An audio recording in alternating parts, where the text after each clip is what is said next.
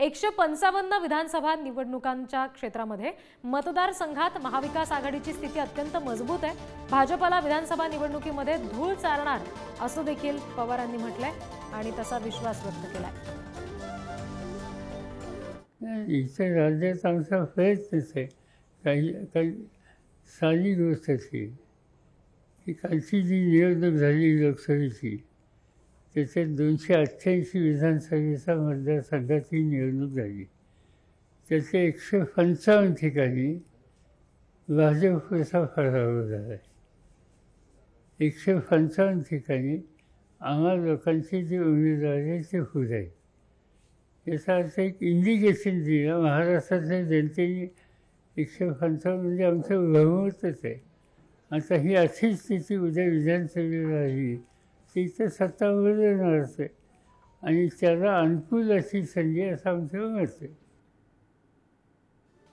या सगळ्या संदर्भात बोलूयात। आमचे प्रतिनिधी रिद्धेश हातीम सध्या आपल्याशी जोडले गेलेले आहेत। रिद्धेश, शरद पवार महाराष्ट्रात सत्ता बदलाचा जो काही त्यांचा विश्वास आहे तो मागचे अनेक वेळा व्यक्त करताना आपल्याला दिसतात। चित्र पालटताना दिसू शकतं का विधानसभेत?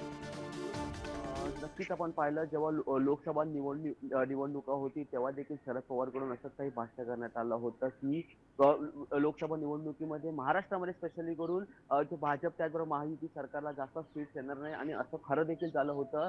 जे महाविकास आघाडी आहे त्यांना 31 सीट आले होते, तर उर्वरित जे जागा आहे त्याच्यात फक्त ते भाजपचा जो हे होतं फक्त 9 जागा आल्या होत्या। त्याचबरोबर पाहिलं शिंदेची शिवसेना असेल आणि त्याचबरोबर राष्ट्रवादी काँग्रेस अजित पवार गटाचे ह्यांना देखील जास्त सीट्स आले नाही। त्यामुळे जो लोकसभामध्ये त्यांनी जो अंदाजा वर्तवला होता तो खरा ठरला कुठे ना कुठेतरी बोलू शकतो आणि असाच अंदाज आता त्यांनी जो विधानसभेसाठी त्यांच्याकडून मत जे आहे ते मांडण्यात आलंय। कारण त्यांनी असं देखील सांगण्यात आलं आहे की जी मोदीची गॅरंटी, जे मोदी म्हणत असतात की मोदीची गॅरंटी, त्या मोदीच्या गॅरंटीला जे नागरिक आहे ते खुश नाही आहेत। त्याचबरोबर जो विजय आपल्याला प्राप्त झाला आहे की 31 जागा, तर विजय आपल्याला जो प्राप्त झाला अर्थात ह्याचा अर्थ असा निघतो की जवळपास जे 155 सीट्स वरती आपला जो विजय आहे तो निश्चित आहे। त्या आपण पाहिलं तर ओव्हरऑल महाराष्ट्रामध्ये 288 सीट्स आणि त्यामध्ये 155 सीट्स आहे, त्यात आपल्याला निश्चित असं शरद पवारकडून भाष्य हे करण्यात आलं आहे। कारण जो संपूर्ण महाराष्ट्रामध्ये जो सध्या तरी जे वातावरण सुरू आहे ते सहानुभूतीची लाट सध्या तरी महत्त्वाची निश्चित। आणि याच सहानुभूतीच्या लाटेचा नेमका काय फायदा होतो का? शरद पवारांनी जे वक्तव्य केलंय ते खरं प्रत्यक्षात उतरतंय का हे येत्या काळात स्पष्ट होईल।